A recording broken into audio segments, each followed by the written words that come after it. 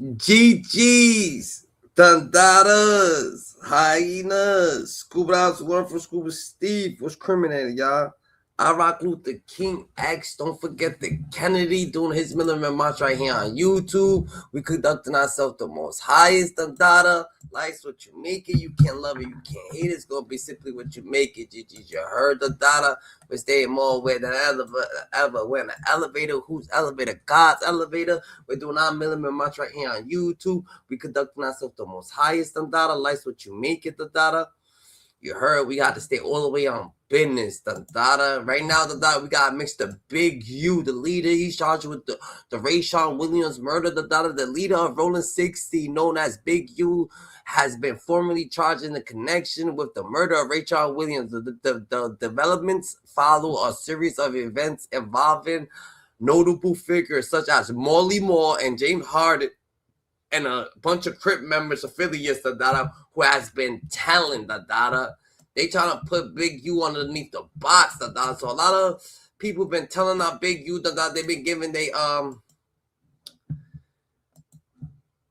what they know about shit, Dandada. So one of them is MALLY, Dandada. But they trying to say that MALLY, Dandada, he was pimping on cops and lawyers and fucking these big people's fucking daughters and shit like that, so he was getting to the bag. GG, you heard? Arising out of the USAO's investigation, United States Attorney's Office, in the District of Nevada and elsewhere, culminated in this agreement, including any potential charges to offenses with no statute of limitations. So this is the plea agreement of Jamal Rashid, aka the Grammy nominated, winning, whatever, fake producer for Justin Bieber, Drake, and many others. This is when he pled guilty to pimping back in 2019. He got 33 months. Hey, what's up, everybody? I'm MALLY, multi-platinum. That's crazy. Mad people was telling on Big U, Dandada. You got MALLY, you got James Harden, Dandada. You got, mass people selling out Big U. Big U's fucking done. Producer for Justin Bieber, Tyga, the list goes on. I worked with so many stars.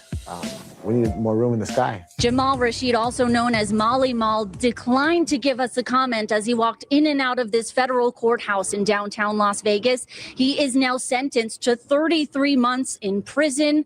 Prosecutors say he worked as a pimp. A judge called him a monster in the past. Meet Steve. Steve reads the room. A judge called him a monster, Dandada. So he's just telling him, what do you think they done? We did all our talking in court. Mr. Rashid expressed his remorsefulness and accepted responsibility, and he's ready to do what the judge said and go back and make people happy with his music. So they gave him, as part of the plea agreement, no charges arising out of this investigation, including ones with no statute of limitations. Well, what is that? I think the only things with no statute of limitations is doing stuff to people actually under 18 and homicide. So that's a hell of a stipulation Jamal Rashid got. Now, why am I talking about this guy again? I did a story talking about that the Big U case may hinge on Jamal Rashid. Now, I could not find what I was looking for before, which was proof that the studio that RAYSHAWN Williams, the young man from the Crenshaw district, whose homicide led the feds to finally charge Big U because his name is blacked out everywhere. But I had found it. B, homicide of RAYSHAWN Williams and identification of the subject location. On the morning of January 25th, 2021, North Las Vegas Police Department discovered the body of RAYSHAWN Williams lying in the desert near the Apex landfill in North Las Vegas, Nevada. He'd been shot multiple times and his body had been dragged and left in a ditch not far from Interstate 15. Hours before his homicide, he was seen at Jamal Rashid's studio located at 4311 East Aquendo Road, Las Vegas. Here's a picture of MALLY's big-ass compound, which was his house there. This is the house that would get raided during his various indictments. MALLY got out on parole, or federal probation back in 2025.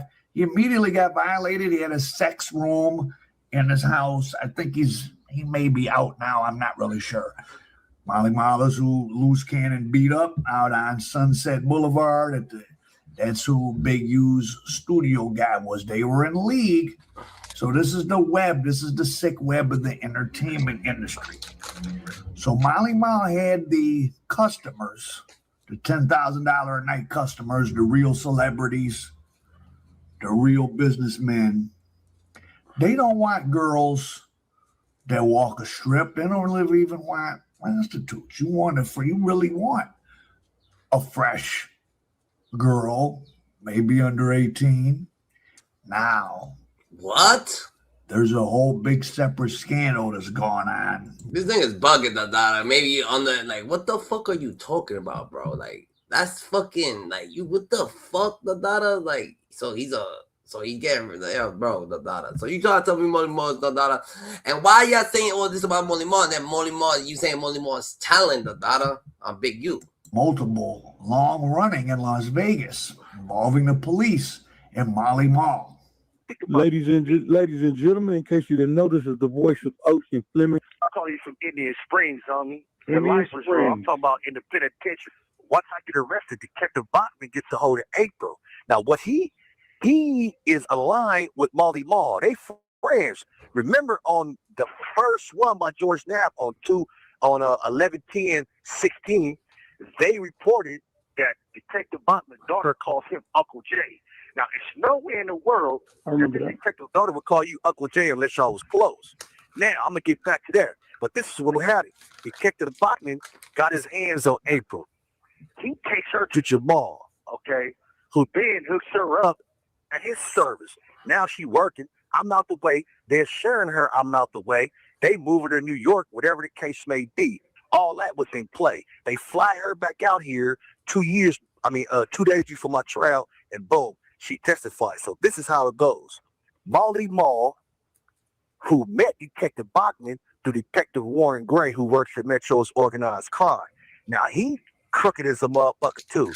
This fool was selling motherfucking, well, I don't want to cuss on your podcast, bro, but this individual was selling department secrets, bro, for money. Molly Mall, bro, nobody knows this. All these rappers, everybody is still hanging with this fool, and don't nobody know. And I'm exposing him. He's a rat. Point blank, period. The boy's a rat, man. He been a confidential informant for Detective Warren Gray since 2008. But see, this is what I'm trying to tell you right here, though. He is in with the boy. You know this. I go to jail. Wheelchair might go to jail. Everybody's going to jail except him. And why is that, bro? It's only one reason why. And we all know it. I just told you what it was. I mean, he ain't no good. Yeah, and at one point, I remember you speaking, like, vouching for Molly Mall. Like, that's your partner. You was giving him the voucher. The crazy part is that Big U, right? The crazy part is that Big U is locked up for all this situation. That Big U's locked off. But Big U's not needed. What is Big U needed for? Who Big U's gonna bully? Like, who do they need Big U to bully? Who they need Big U to extort? Nobody. It's already a rap. They don't need none of this shit going on. So it's a rap, GG. It's a Fendi. You know what I mean? Like, no, he's cool. That's my name. That's the love I have for him. And that's what hurt the most, bro. That's the love I had for him. And that's what hurt the most. Rashid pled guilty in October 2019 after he was offered a highly criticized pre-indictment plea deal by then United States Attorney for the District of Nevada, Nicholas Trutanich, of just one count of using an interstate facility to aid unlawful activity. The plea agreement did not even require Rashid to register as a sex offender. But for 12 years prior to 2014, Rashid operated a high-end business that transported victims across the United States, right under the watchful eye and allegedly with the tacit approval of some in the Las Vegas Metro Police. Who Rashid's clients, or Johns as they are called on the street, that paid up to $10,000 for one date with one of Rashid's priority girls are unknown. It is possible that they were celebrities, politicians, law enforcement officials, judges, and other persons of influence whose identities are being protected by the government. As far as, the homicide obviously is the worst thing in Big U's case. And the federal government looks for weak links, people to press. I put up the story yesterday about Armani Afaji. She admitted to trafficking with Big U. But now here we have Molly Mall. This is looking like, to me, now we're going to get into some other stuff in Las Vegas.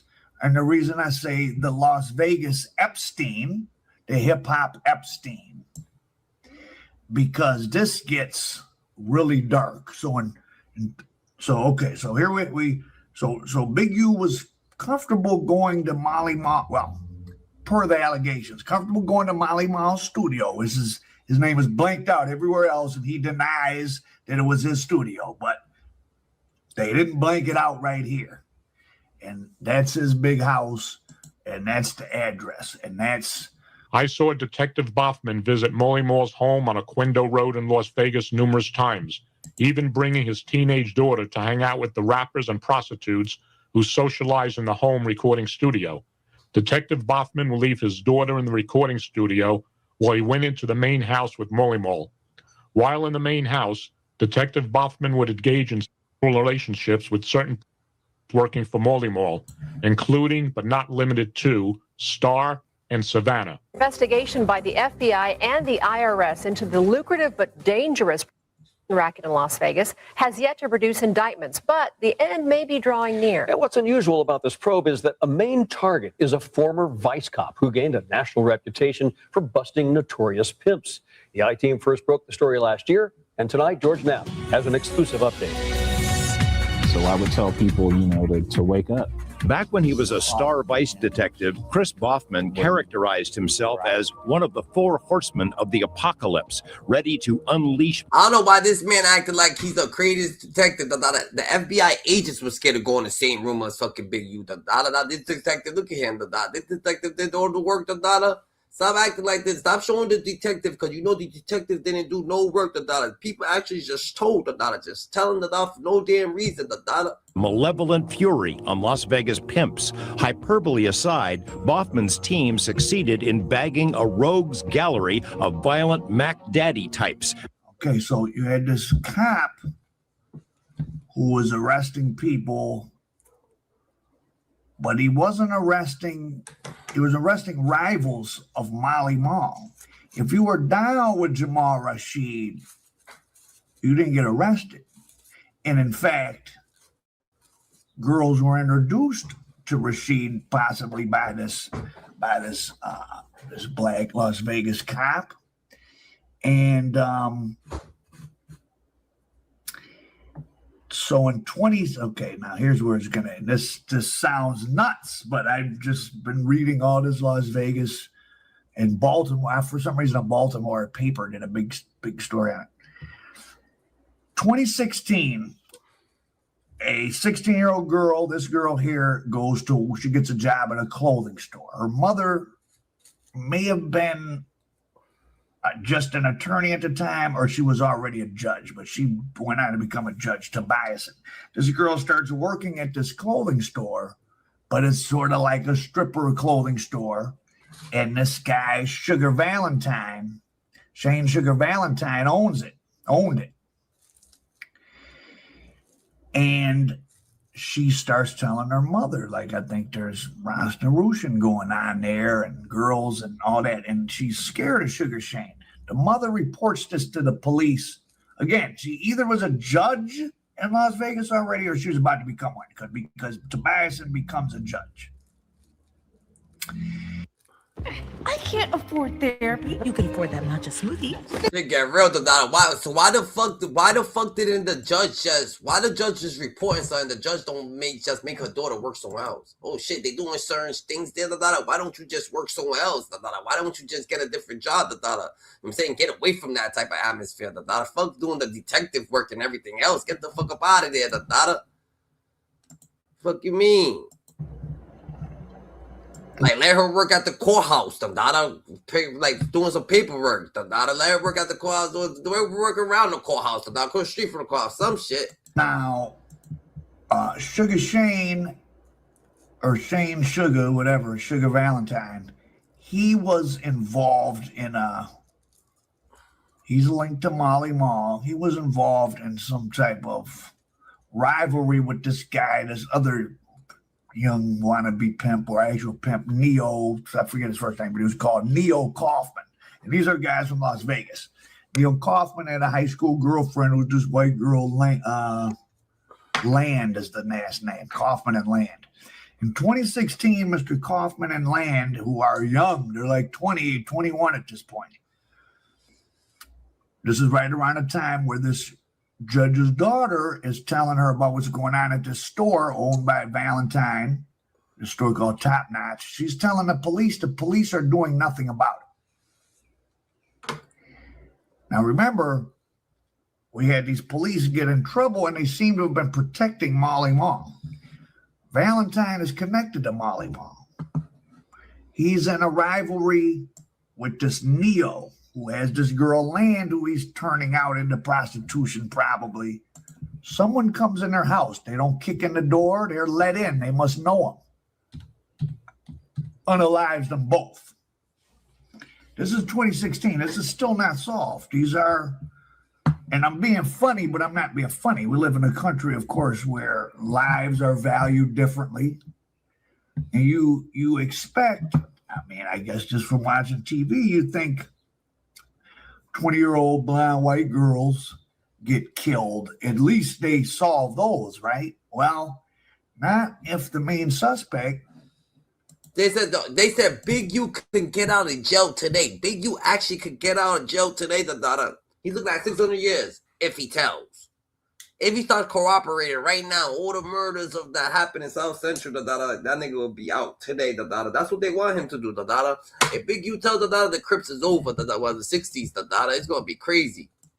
Is a pimp under Molly Mall. And what does being a pimp being under another pimp mean that doesn't match up with what you probably have seen on Soft White Underbelly? Well, at a high level, you need these young guys really to just, they're not probably really pimps, but they're young. They got these girlfriends from high school, or they're able to meet very young girls, or 19-year-old girls, and it seems more normal. And then you bring them over Jamal Rashid, Molly Mall's house. Oh, this is my boy. Now you can take him to the mansion. You can have them backstage at a Drake concert. You can do all the things that spin their head around that lead the daughter of a judge or a cop to turn a trick. And that's what the theory is. And we could get into doing a whole separate story on this, but I'll just get, there's evidence of all this. But there's evidence that these young guys, probably at the behest of Molly Mall, maybe others, were purposely wanting to turn out the daughters of judges, police. For what? For blackmail purposes, right? So if we're doing other stuff, like Epstein type of stuff, remember Epstein conviction was when a 14-year-old. If we're doing that type of stuff, we want to ace in the hole. We want to be able to say, oh, well, hey, judge, hey, cop, your daughter been hoeing for me. So if you want to keep that covered up, you're going to keep what we need covered up. Interesting piece of information. In 2014, when they first started raiding Molly Mall, and it took a while for them to finally make that case against him, when they were raiding his house, it was the FBI Public Corruption Division. It wasn't a PIMP tag. So they try to say that, man, they don't give a fuck about what Molly Mall is doing. They just trying to get a payoff. They know he's getting to the bag. They trying to say that he's doing it right. But they're going to say that he got see that he's doing certain things that is illegal. He knows he's doing illegal shit. So he just starts paying them off. Then he knows so much about Big U. So he starts, you know what I'm saying? He probably give him a little information here, a little bit of information there. They're saying that Molly Mall knows a lot about the RAYSHAWN Williams dude. Task Force. I'm sure they were involved in it, but it was the public corruption. And they didn't tell the Las Vegas police they were going to raid his house. The FBI ran up in his stuff without any local police, which is rare. You almost always, even if just out of courtesy, the feds will always inform and have some local police come with them, also just for the manpower. So it seemed like the Molly Mall case, they were expecting to make a public corruption case, which they never were really able to make. This Officer Boffman I am here placed by God, Boffman wrote, like a figure from Greek mythology to protect every daughter. But federal investigators and others now suspect Boffman crossed way over the line. It's safe to say that during the course of our discussions that Chris Bachman's name came up. Attorney Michael Cristalli learned about Boffman's alleged indiscretions while representing Outcall owner and former nightclub promoter Armin Izzati, who was targeted by Metro Vice and the IRS. Izzati was arrested by Boffman in 2013, 5 months after a woman accused him of beating and torturing her and forcing her to work as a prostitute. He spent 20 months in jail awaiting trial and faced life in prison if convicted. After his lawyers raised pointed questions about Boffman and the evidence in the case, 19 of the most serious charges were dropped. So you have to ask yourself, what would cause a prosecution to fall apart in that respect if they really truly believed the alleged victim's allegations? Izzati and his legal team think Boffman had sexual relations with the women who agreed to testify in the case, which is viewed as a serious breach by a police officer. Never gotten in any trouble, and we're gonna hear from the judge, Tobiasen, whose daughter started complaining about Sugar's top-notch clothing place. And we're going to hear the voice also of this journalist. Listen, Boffman's gone from the department. Karen Hughes is gone from the department, albeit should be. But there's still, Metro was able to call it. I don't care why. It doesn't matter why. Metro finds out that a judge is giving information to the FBI and is able to call the FBI and tell their agent not to get information from the judge anymore about the prostitution activities that she reported to Vice that were ignored and resulted in 3 murders. It doesn't matter why. The fact it happened is the story. Okay. Who cares what their motivation is? It's disgusting. Why would they not want me to give information to the FBI about this? Because it makes them look really fucking bad. And they know that the fact that they outed me got 2 people killed. They weren't the 2 people they were trying to get killed, me and my daughter, but it got 2 people killed. I'll tell you, Joe does not want this story out there. And I told them, Who'd you talk to in Vice? Who are the detectives you're talking to? The majority of the time I spoke to Detectives Bluth and Diaz. That would be Kelly Bluth and Al Diaz. Little did I know at this time that they were both subjects of the federal investigation. I had no idea because it hadn't been made public yet. Then I had also talked to Kathy Healy. I had talked to Greg Flores. I had talked to several others, That's crazy how a whole judge's daughter that is messing with Molly Moore and she's going through the court system trying to fucking get this man locked up when she could have just got her daughter and made her switch her job and shit like that. But they wasn't trying to do that. But those were the BS and Blues were the ones I took most of the information to, but I had given information to Flores, have given information to Huey.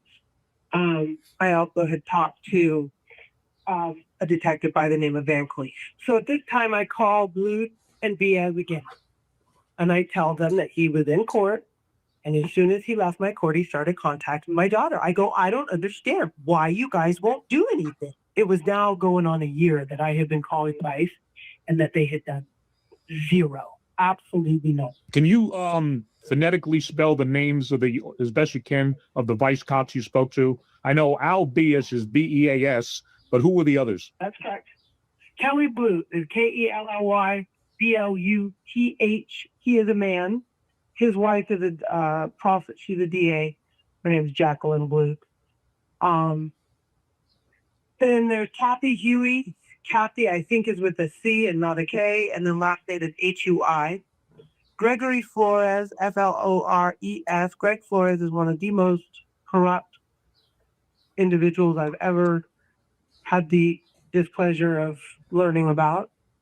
Then there was a Van Cleef, and I'm sorry I don't know his first name. It's D-A-N-C-L-E-E-F. I spent a year trying to get that, to do some sort of independent investigation and shut these places down I had given them. Shane Valentine was associated with a place called Milk Money, which is the same kind of thing as Top Notch.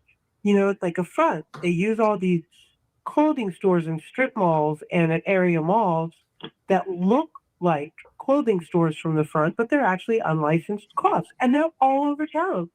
Milk Money is, from my understanding, from talking to people in the industry, is owned and run by Molly Mall. That should explain some things to you, because Shane Valentine was associated with Milk Money.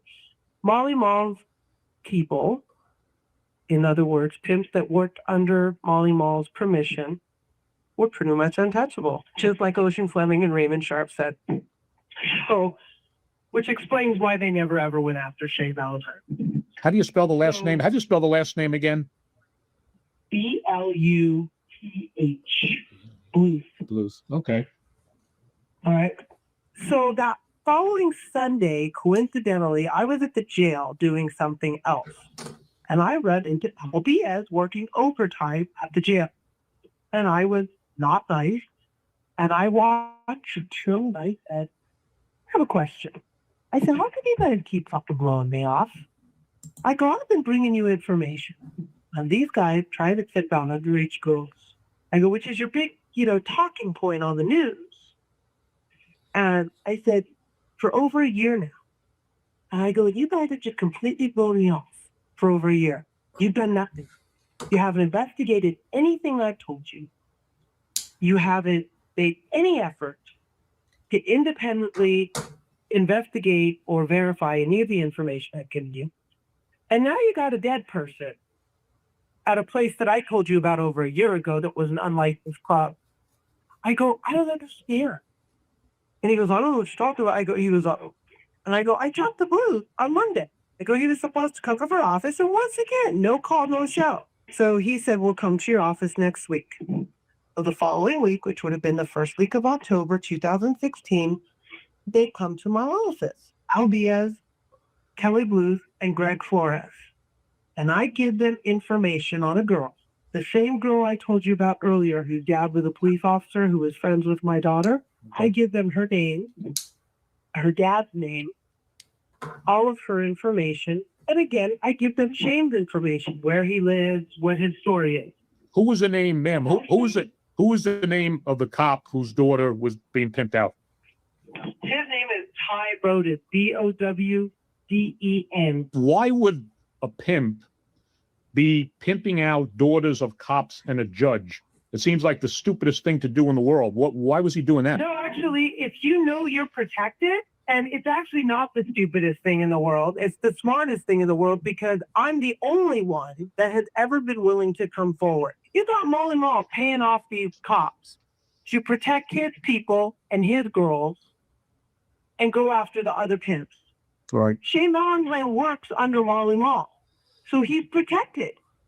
It explains, and if you've got these kinds of kids, their parents aren't going to come forward because their parents are embarrassed. See, my embarrassment comes from the fact that we have a police department and a DA's office who will allow this to happen. They know it's happening. They pretend they don't, and they allow our kids, they allow their own colleagues' kids to get trafficked.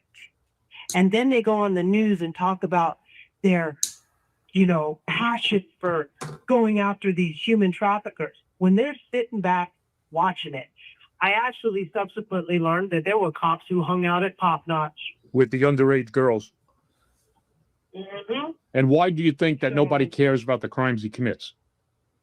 Because they never investigate them, and he never gets arrested for them, unless, of course, they're on videotape and they can't. I mean, they had opportunities over and over and over. And I mean, he didn't even get charged in the case with the other judge's daughter, where he was there and he was directing her beating. And why do you think it is? Why do you think he's protected? Because he works for Molly Mall. He's protected. They've been paid to protect him. Okay, the cops Yes.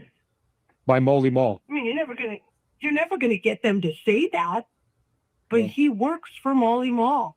He is associated with Molly Mall. They ignored me for a year and a half. and it resulted in 3 murders. Doug Papa, as you hear Doug Papa's voice. So I'm going to put a link to Doug Papa's original. He did a long piece on this. I'd like to interview Doug Papa. Couldn't get to him. They ain't playing the Dada. They're taking out everybody that was around Big U the Dada. Molly Maul the Dada. He's, you know what I'm saying? They saying that Molly Maul's speaking a little bit, GG. Speaking upon Big U business, the Dada. Big U's already done the Dada. So you think Molly Maul's gonna give up Big U the Dada for his, to get the people off him, or you think he just paid them off? Like, that's what really's going on. He just actually just paying them off, the Dada. The fuck? That's what it seems like to me, the Dada. Leader out the Rolling 60s. He was arrested last March on RICO charges. Now, the RICO charges accuse him of committing murders, committing robberies, etc., extorting small businesses. Updating breaking news just coming into our newsroom. 2 fugitives wanted by the FBI, including a longtime accused LA gang leader, now in custody tonight. Let's get right to Mark Robles, who joins us now with new developments live in the newsroom. Mark? Yeah, David and Ellen, good evening. We've been following this story throughout the day. Federal officers arrested more than a dozen members tied to the gang known as the Rolling 60s Neighborhood Crips, though its leader was on the run. Well, within the last 20 minutes, the FBI announcing that man, Eugene Henley Jr., a.k.a. Big U, is now in custody. The facts alleged in the complaint paint a very different picture. It is one of a murderer, a thief, a liar, and a cheat, and the criminals that enabled him.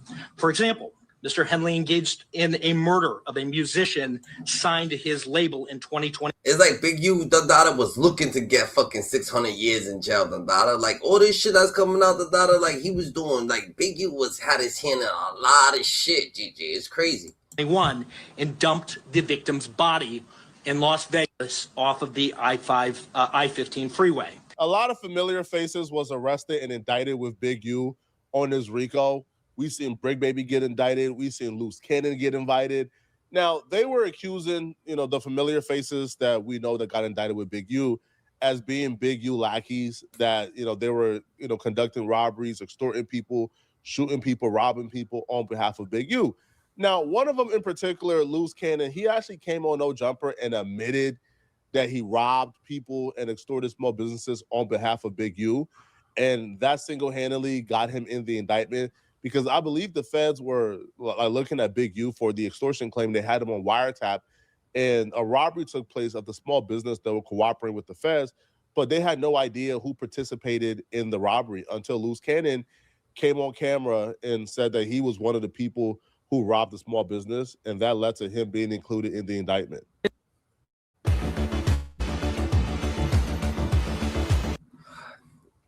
Your boy Loose Cannon put himself in there, the Dada. They over here looking at Big U, the Dada, and he's trying to get fame, the Dada. And he's over here, I did this with Big U. I did that with Big U. They're like, oh yeah, look at Loose Cannon too now, the Dada. Everybody's calling Loose Cannon a liar, but he's knocked off. So how much lies he was saying? It's like, cause he'll be like, he'll manipulate things. Like, we'll go and do something, and the same we do it to, show up to the house like 10 minutes later when we trying to, counting everything, right? And we be like, how the they get that? Oh, well, we're going to just give them like $40,000 back and stuff like that. But because it's actually putting us in paperwork, right? And like doing like real police. I seen the get like 20 guns. And when he got 20 guns, he's selling them to the homies. But I'm like, why are you writing down the serial numbers? So it's like, he was doing like that, and I didn't catch on. So it was like, I'm waking up now. You get what I'm saying? Because I'm his right-hand man. You get what I'm saying? So when it came down to like dirt and stuff like that, I'm going to get it. Right there, the Dada. I'm his right-hand man, the Dada. When it comes down to dirt, the Dada, I'm going to get it. They're like, yo, feds on him. Boom. Those cannons in it. You know what I'm saying? And then the feds got 2 ironclad cases out of all the people they indicted for RICO. Big U is an ironclad done deal case already in Loose Cannon. Well, Loose Cannon is now saying, listen, I know what I said, Your Honor, but Your Honor, let me explain. I had to work for Big U. I had no other choice. Big U shot me. I was in fear for my life that if I stopped working for Big U, I would be killed. I would be dead. Now, Loose Cannon lawyer has been calling around because Loose Cannon told his lawyer that his brother can confirm that he was shot before.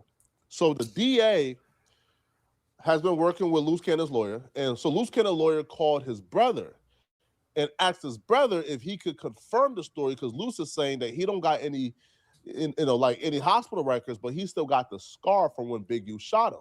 The twin brother gets this information, and instead of, I don't know, looking out for your brother's best interest, try to figure out how you could help your brother or advise your brother, hey, maybe cooperating ain't the best deal. The twin brother almost immediately began to call around and figure out how he could turn this into content, how he could get an interview about this, how he could sit down and let the world know about how Loose Cannon is planning to cooperate and how he got proof because the law. That's how these people got knocked off.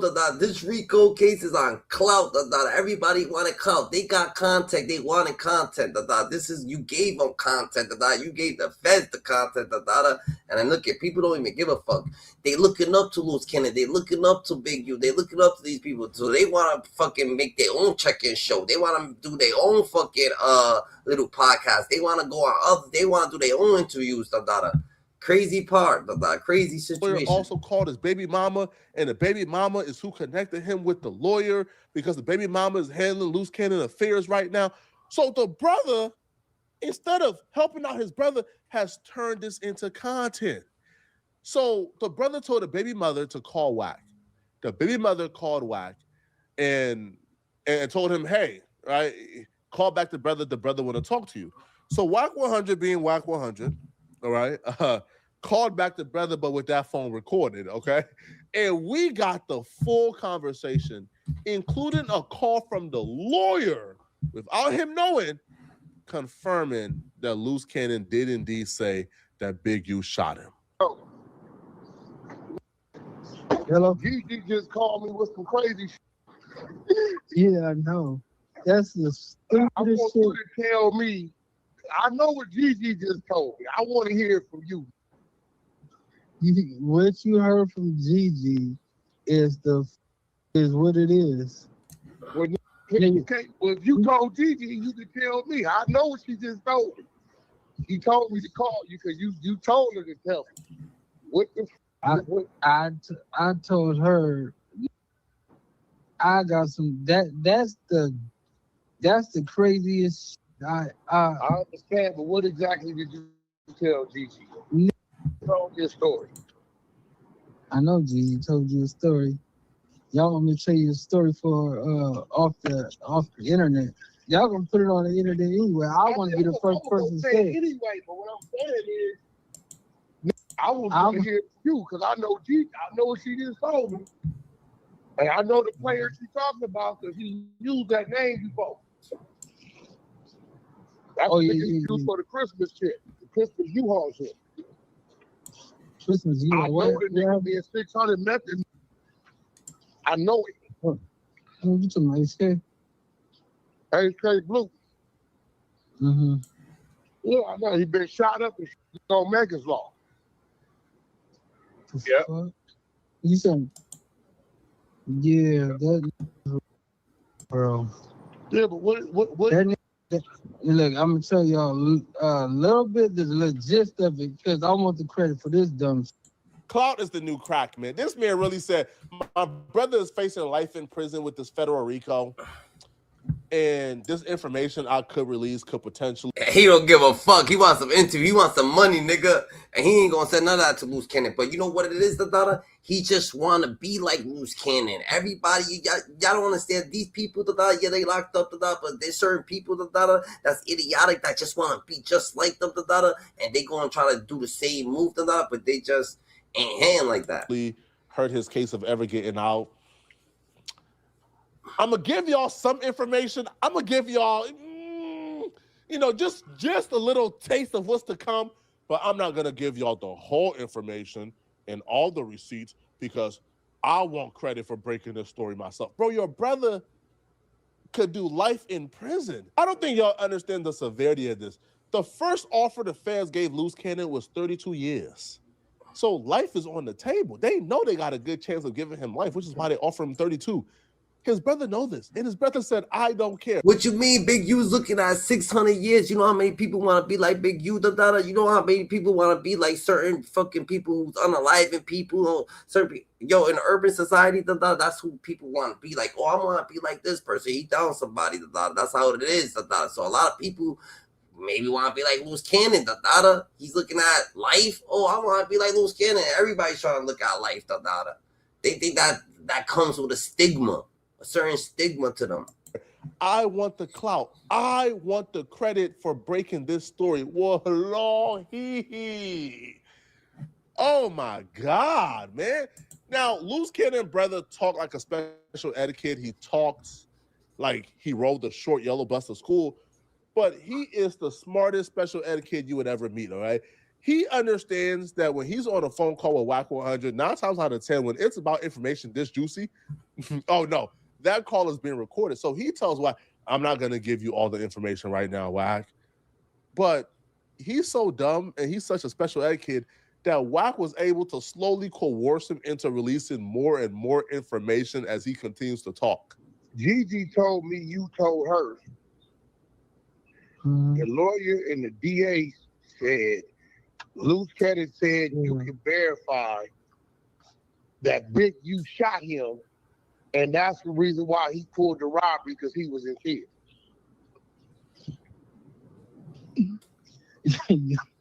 Y'all gonna hear this in person on live for sure. That's what Gigi called and said you told her. Is it real or not? He's like, the motherfucker don't even understand that. Yo, just say something. Even if you're gonna lie, Loose Cannon knows that he's gonna lie. Say something. Say something. Oh yeah, Gigi said this. Say something, motherfucker. He's just laughing. Like, bro, that's why Loose Cannon's Loose Cannon. Loose Cannon was like, no, I produced straight. I did a song with this person. I did a song with that person. we don't play with it. Like, ain't nobody trying to harbor no fugitives, bro. Ain't nobody. First of all, I don't even get down like that. Like, what we saying is that what the called you, his attorney and the DA call you with that? Because that means he's talking on Big U. That's what that means. We know what that means. But did you tell Gigi that, or she capped? Because I ain't heard it. Gigi doesn't have no reason to lie about stupid shit. But at the end of the day, told her that. Like Wack asking this nigga the same question 10 different ways, and this dude, just keep answering little by little, giving him more information. Let me ask him the same question in a different way. Same question in a different way. Did you, nigga, want the whole exclusive story? Y'all gonna do it? It ain't no exclusive story. It's just because I know damn well you ain't gonna play like no way, because you got to go down there and give a statement. That don't even make sense. I don't give a fuck if you said it was true over the phone. You got to go down there and get a statement. What you mean they said they was gonna let him go? That's what the attorney said. They need that to let him go. Big U needs to thank his lucky stars and get on one knee and say, thank you, Wack 100, you saved my life. Wack 100 recording this effectively provided Big U with the biggest defense strategy ever. Because if Loose Cannon is actively figuring out how to tell on Big U, even if Loose Cannon agrees or cooperates to get on the stand and to testify against Big U, well, this audio of Loose Cannon brother saying, bro, he telling me to tell the feds this and this and this, discredits like Loose Cannon automatically right from the very get-go. So hence, even if Loose Cannon sits on the stand and testify, he has no credibility whatsoever, and Big U has Wack to thank for that. Now, Wack 100 was even able to convince this dude to get Loose Cannon lawyer on the line. Now, I recognize Loose Cannon lawyer's voice because I had a conversation with him as well. And there are other recorded conversations of Loose Cannon lawyer on the internet on YouTube. I think Ghost also recorded a phone conversation with him. So I know for a fact that this is the lawyer. So Wack was able to get the brother to call back the lawyer and hear the lawyer say out of his own mouth that Loose Cannon is accusing Big U of of shooting him and forcing him to do these things for him. What he's trying to do is say, I did this robbery because he made me do it. First, let's call the attorney on a three-way real quick. Call him. And won't you talk? and then, Go ahead. I'll mute up. Hmm? Call him and talk to him. I'm gonna mute up. Hold on. Just go over what they just called you about. Yeah, y'all going. I mean, yeah, I'm gonna say that. And let him say this. All right, go ahead. We're gonna mute up. Go ahead. Hold on. Yes. We just want to make sure it's real. This shit is real. Nigga, ain't nobody gonna make up that stupid. You got one thing working against you. You know what that is? Well, you look just like that.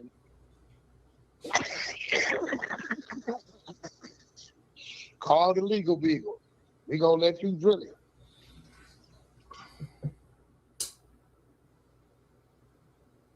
Hello. Yeah. Can you hear me? Yeah, could you hear me? Yeah, now I do. Okay, so the shit that was said today, do they need that person to come down? Because y'all said about No, they'll meet somewhere. They'll arrange to meet somewhere. They don't need. He doesn't need to go to their office. And it's regarding him being shot. Yeah.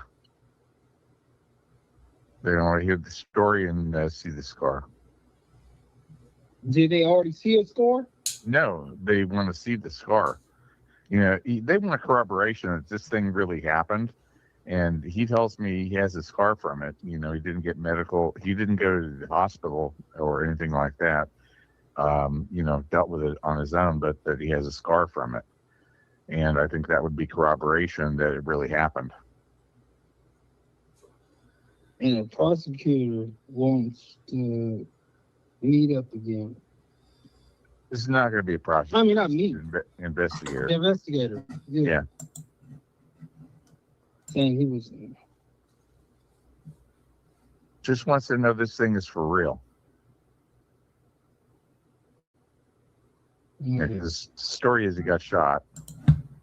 And they yeah, Loose Cannon got shot by Big U, everything that he said that he was doing, that I did this with Big U, I was Big U's fucking right hand man. I ain't saying no, Big U wanted to hurt me. It was his fault that I was doing all this shit because he would have killed me if I would have never did it. So damn, he was scared into the situation. Are you a gangster or you was scared to be a gangster? Which one is it? Corroborated. He got shot by who? By Big U. All right, let me see what I can do. All right, sounds good. Thanks. Bye.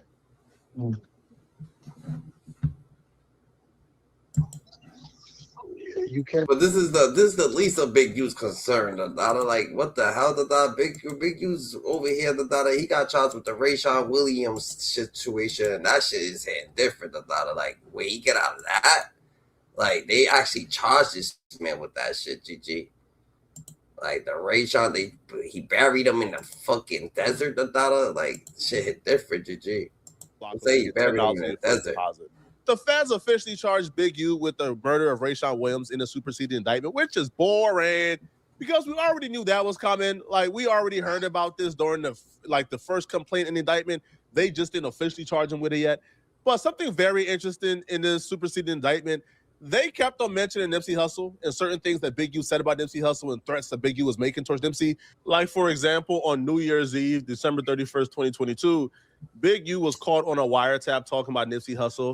So Big U said that he was bigger than Nipsey Hussle, you know, that he disciplined Nipsey Hussle, and that, you know, he was bigger than any other Rollin 60s, including Nipsey Hussle. That shit hit different, yo, that shit hit different, Big U laughing about Nipsey Hussle is I got people looking at him, he's being very, it's very, niggas gotta speculate, we gotta, you know what I'm saying, we gotta understand this. Yo, hit the subscription, like, comment, subscribe to the channel, like, comment, subscribe to the channel, get acquainted with us on a daily. You already know, GG's, you heard. You're on the elevator. Who's elevated? God's elevator on the way to the top. Shout out to everybody. Shout out to the world. Shout out to the dude, RAYSHAWN Williams, shout out to Nipsey Hussle, even Big U and his family, you know what I'm saying? We can't clean dirt with dirt over here, we gotta stay more legit than ever. Nipsey Hussle at that point would have been dead for 3 years now. So that really highlights the amount of hatred I think Big U had for Nipsey Hussle. That 3 years after his death, man, Big U is still on that with Nipsey. On that same call, Big U says that if anyone, for any reason, has an issue with him, they will no longer be alive. The feds is watching this like, hold on, man. Well, we know for a documented fact that you and Nipsey Hussle had issues. Like the streets have been talking. This is a well-documented fact. Nipsey Hussle dropped a diss track on you. You and Nipsey Hussle had beef. So what do you mean? Now, the following day, Big U hopped on another call. Well, to be honest, this could have just been. And that's a fact that niggas can't get mad for niggas pointing out the obvious. We just pointing out the obvious. Come on, Big U. You got slammed on your back by his boy. His boy happened to pass away. Nipsey Hussle dissed you. You mad. RAYSHAWN Williams dissed you. You mad. So it's like I don't know. Like a few minutes later, because like the call was intercepted on December 31st. So like the minutes could have just been, yo, Big U just called the person back, okay? But January 1st, 2023, on an intercepted call, Big U was still talking about Nipsey Hussle. Now, he was telling the person that him and Nipsey Hussle didn't have beef, which we know it's a lie because they did have beef. But Big U, which I believe from my perspective was kind of sending like a little subliminal threat, let the person know, hey, bro, hey, I ain't have beef with Nipsey Hussle because if I had beef, and, the transcript said that Big U said, if I had beef, I would have killed him. I'm going to kill him if I had beef, right? So, again, that could have been a subliminal to whoever he was talking about because we know for a fact that Nipsey Hussle and Big U had beef. Now, to me, the feds is including this, right, in the superseding indictment because, and he happened to pass away. They're like, yo, we ain't going to charge you, but we going to make you think about that shit, If you had anything to do about it, we going to make you think about that shit, Now, think about Nipsey Hussle, too, while you in here, Just think about him. Everything that's included in this indictment, they're investigating, right? The feds showed up to No Jumper, to Adam 22's house and demanded that Adam 22 turns over the cease and desist that Big U allegedly sent to No Jumper. We now know that Loose Cannon sent that. But they were very interested in the cease and desist that Big U sent over about Nipsey Hussle. Specifically, they mentioned Nipsey Hussle when they showed up to Adam's crib asking about Big U and the cease and desist. So we know for a fact the feds is investigating Big U for Nipsey Hussle murder. Now, if that's not bad enough, facing a superseding indictment, getting officially charged with murder, and then potentially being charged with another murder of Nipsey Hussle, if that's not bad enough, Wack 100 just made Big U's day even tougher, even worse, because Big U found out today that Wack 100 just gave him an ultimatum, and if Big U don't follow this ultimatum, Wack 100 and his legal team will literally destroy Big U. This is one of the examples of Wack 100 playing the long game, and why I tell everybody, if you ever did Wack wrong, just pray and stay out his way, because Wack ain't forgetting, bro. Wack is gonna get his get back at some point. So when Big U was turning himself in, Big U made some accusations, right? Big U blamed this entire thing on Wack. Big U is fucking facing so many charges. He's facing 600 years at Wack 100, still trying to keep pressure on his neck. Like Wack 100 is different. Why you trying to put pressure on his neck? No, this nigga's already fighting for his life. You over here trying to fucking bury him alive. Like, what's up with you, Wack? Wack 100 instead of his own decisions, right? So Big U is the one who allegedly went to Vegas and murdered his artist. Big U is the one who was on wiretaps calling himself anybody killer and threatening to murder multiple people. Big U is the one who extorted multiple business owners and NFL players and NBA players, allegedly, according to the indictment. But those actions, Big U don't believe is the reason why he's in jail. He believes that Wack 100 is the reason why he's in jail, which to me is absurd, right? But Big U spent, his turning in video discussing Wack 100 and trying to turn the public against Wack 100. So this is gonna probably be my last video. I'm gonna go turn myself in to see what's going on. They talking about I'm a fugitive. So they just raided all my houses. 600 was actually with the police when they raided my house. And he's actually got video and footage of it. So y'all know what y'all dealing with.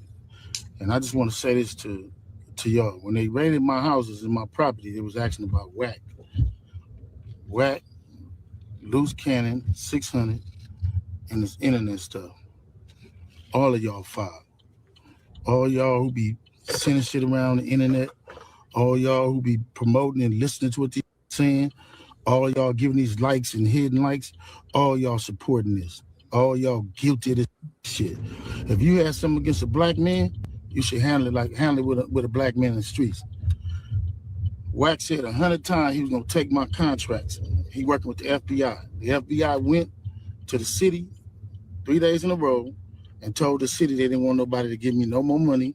They went to all the different celebrities and told all the different celebrities, don't give me no money, don't help me, don't do nothing for me. They going around scaring and intimidating everybody. But y'all sending it around, getting people in trouble. This nigga says a celebrity, like, they went to the celebrities. The celebrities don't want to give you their money anyway, Dada. Man, that's just an excuse. What are you talking about? Like y'all don't understand what the FBI do to black men. Say it again.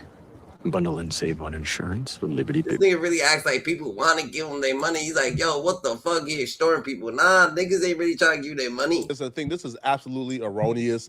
That Big U is trying to turn his arrest into a civil rights issue.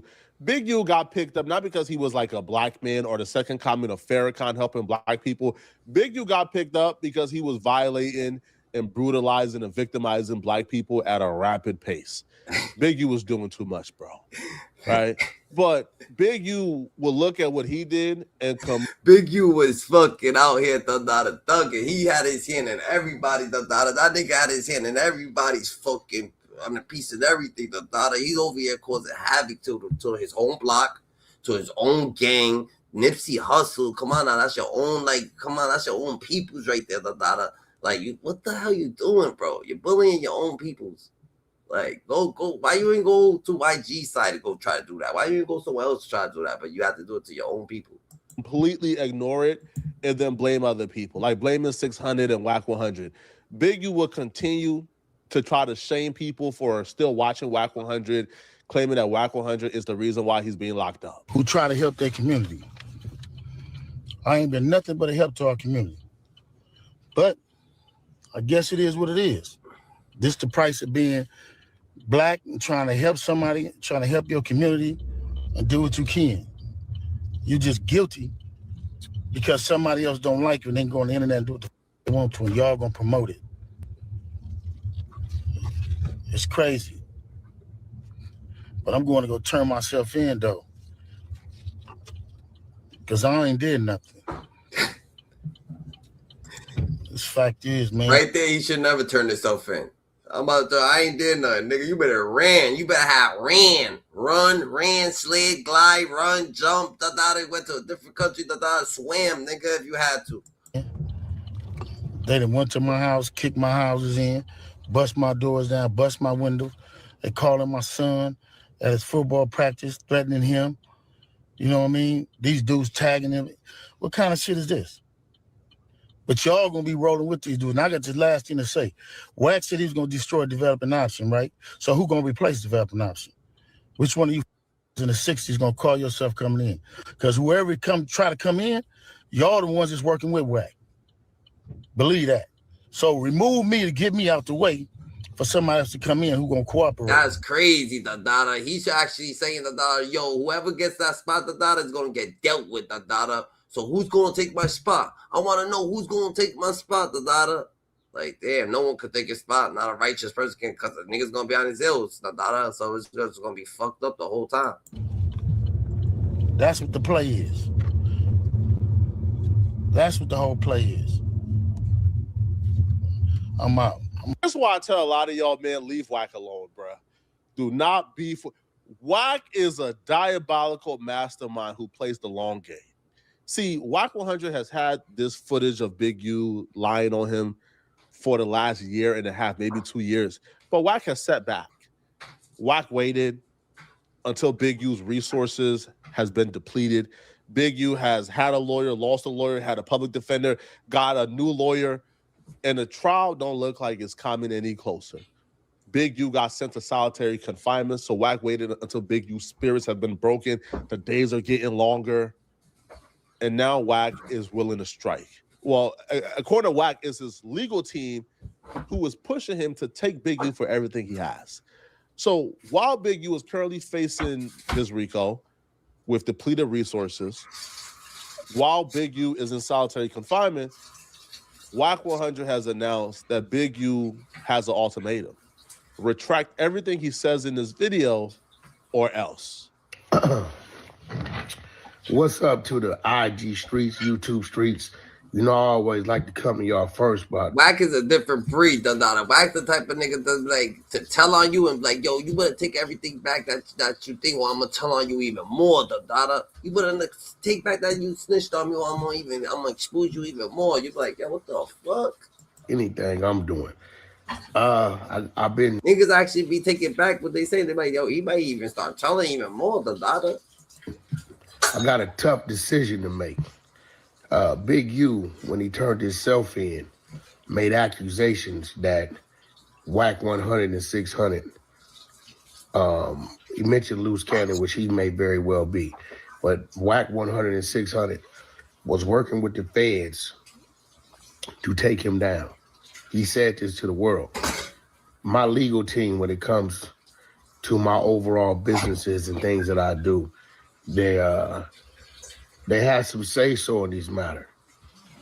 So I've been fighting them on what I didn't want to do, which is file anything against Big U for defamation and slander, as I did with World Star and LA Media, and I won that case, and I got paid. So anybody that talks to this man, communicates with this man. I'm trying my best to keep my legal team from doing what they feel they're obligated to do, because my legal team is also my business partners in a lot of my business. Understand this is checkmate. Checkmate for several reasons. A, Big U used his relationship with World Star to publish about a 20-minute video claiming that Wack 100 was an informant, which turns out it was a lie. They had no proof whatsoever. And World Star actually got sued by Wack and settled the case. So there's already history of Big U spreading, I guess, misinformation that Wack 100 is a federal informant. So Big U making that video and also claiming that Wack is an informant, that right there is a history. That's textbook defamation.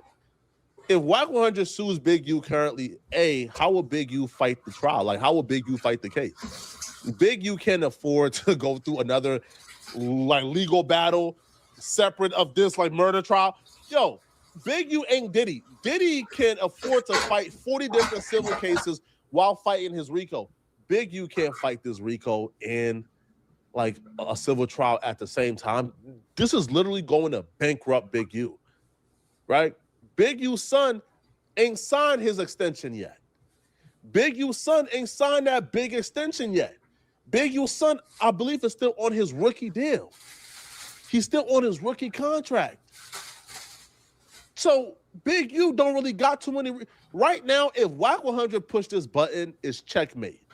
But Wack is saying Big U can do something to avoid this. And they felt like in the long run, it could affect the business. So we need a statement retracting that. I'm gonna tell you what I need to fight my legal team. If a statement retracted what he said, which he knows is false, there's no claim or proof of. Matter of fact, in federal court, they addressed it and went on the record and said that they've never talked to, dealt with, communicated, spoke to with Wack 100 or 600 regarding any of these things, in fact, ever, right? I need that retraction. If not, I'm letting y'all know, y'all hearing here first. The man is already up under enough pressure. I'm going to be forced to go at any and everything, catalogs, real estate, whatever he might have, any type of possession of ownership. What the hell, the Dada? He's trying to take everything from him while he's knocked off the Dada, and he lost his son, the Dada, and this man just keeps going, the Dada. This man, they would never stop, the Dada. Wack 100 is a different type of breed, the Dada. That is crazy, GG. Like, this dude, the Dada, he just... But homies, he lost his kid. He's facing 600. The Dada, he's saying he's going to take everything from him, the Dada more. Like, damn, the Dada, give him a break, done. telling, that's informants, you know, they start giving up information so they don't go to jail, and they start telling about hood stuff and where the bones are buried. You know what I'm saying? Now, you can kind of sort of say this is a rolling 60 indictment, being that it happened in LA, and you know you have rolling the 60s and, on the indictment, but this is Big U indictment. You know what I'm saying? But in that, what I learned as well on my indictment, the wrong thing that can be had is your phone being tapped and you not knowing your phone tapped. You talking that big dog status talk, man. They gonna slam you. They gonna hit you with everything. They gonna hit you with the kitchen sink, man. I seen it be done. I was on the 62-man indictment, bro, and I don't see nothing no different here, man. And man, you know, hopefully this dude can beat it, man. But you know, wishing upon a star in our miracle, man. Because I know the games they play. I was up in Washington, this in LA. You know, the slopes might be a little slippier here for him to get through. Up there, we was in a noose, kangaroo court. But I don't want to hold you guys any longer. We about to get into this content, and you already know it's the Hef Weight and the Hef Effect. We gonna commentate. All right, man. Last thing I wanted to mention is that Big U got a superseding second indictment. I didn't get a chance to read it all, but it's been covered.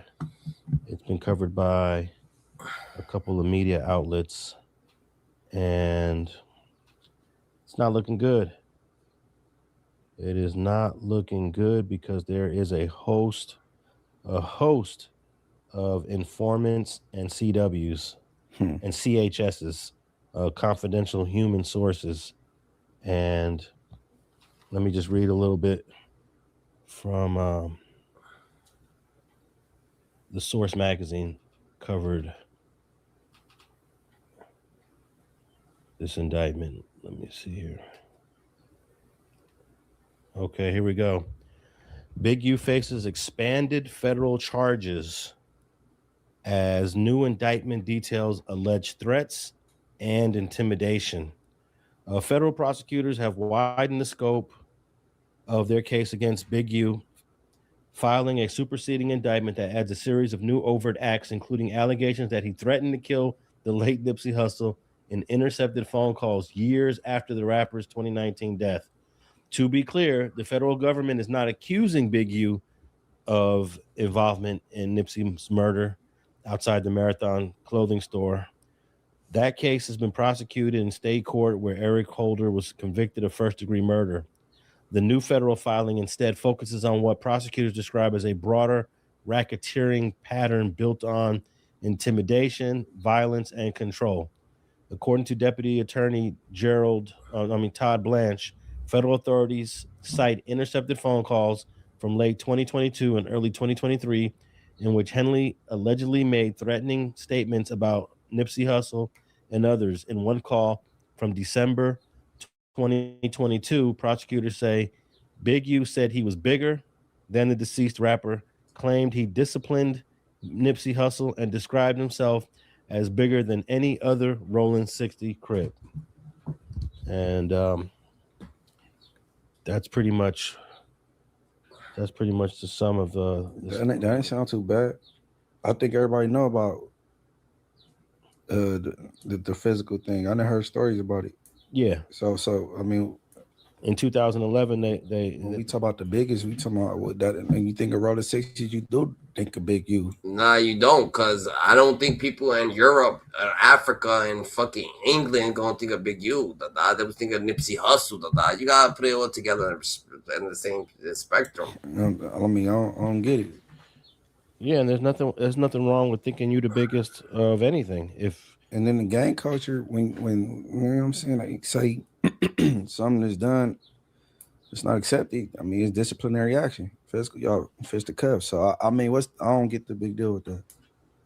It says here that he has presented himself as a mentor, youth advocate. The government's superseding indictment seeks to contrast that with the public image with that prosecutors describe as private boasts of violence and enforcement.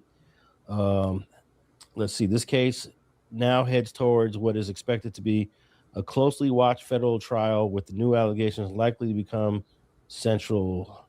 Among the newly added overt acts, prosecutors allege Henley discussed disciplining another Rolling 60s member identified as OG Crip Cuz, claiming he had beaten for perceived disrespect and warning that he could have ordered a killing instead.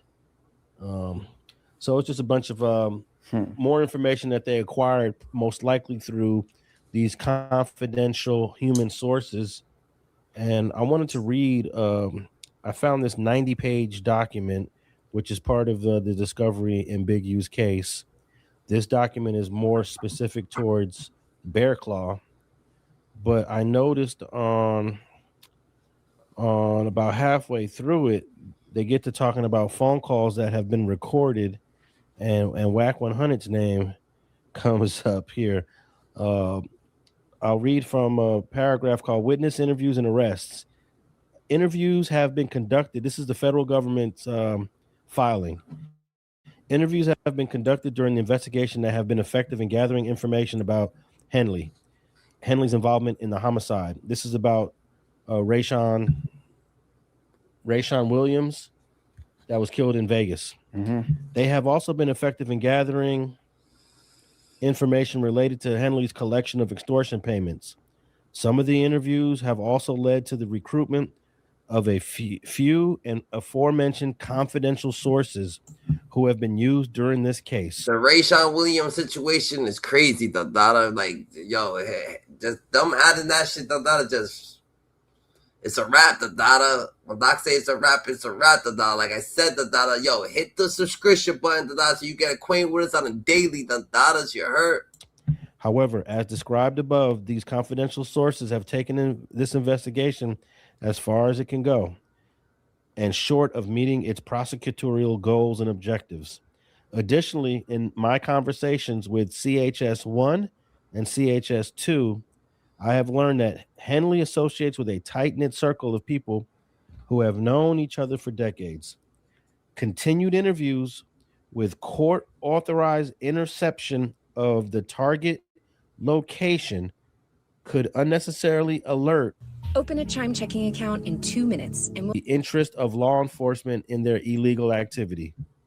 Now, here's the paragraph that gets more interesting. The interviews would also have the effect of alerting the targeted communicators and others, therefore compromising the investigation and resulting in the possible destruction or concealment of documents and other evidence. Additionally, if the targeted communicators are alerted of the government's investigation, they may flee in order to avoid prosecution. For example, in late July 2022, the FBI Houston Division conducted a telephone interview with Cash Jones, aka Wack 100, about his interactions with a subject of their investigation. The FBI Houston Division believes. So y'all heard that right there, and that's how it's always gonna go. Like on any indictment that got to do with your hood, believe it or not, I don't care what hood you from, how hard you think your homies is. When that indictment rolled down, them dudes that you thought was Stone Cold Steve Austin, them dudes that you thought that was The Rock, they gonna crumble, and you gonna see right off the bat that they are gonna tell. You know what I'm saying? Definitely, you know what I'm saying, if they used to a luxurious lifestyle. Don't nobody want to go to jail. They don't want to trade that Benz in for a cell. They don't want to trade that Barbie in for a jail mate. No sirree bop. I'm telling you, I've seen it. I've been through it. That's how it's going to go. So now this man is down and they had his phone tapped. They listening to all these conversations. They listening to people being DP. I'm saying they listening to him saying he the biggest 60. He runs stuff like this. They're going to use all this to their advantage and use this against him. They're going to use this to their advantage and use this against him as they did to do in my case. What I don't understand is the thing about Nipsey Hussle. Like, they need to let lion dogs be lion dogs. They need to let this Nipsey Hussle situation. Nah, Nipsey Hussle situation, they gonna make him think about that one, the data. You ain't gonna just to get rid of talking all that shit, the data. You gonna hear what you was saying, the data, about Nipsey, the data, and the world's gonna hear what you was saying about Nipsey. So they could be like, even if you ain't killing the data, look at the data. You ain't even care for him being alive, the data. You wasn't clapping for that man. Shit crazy.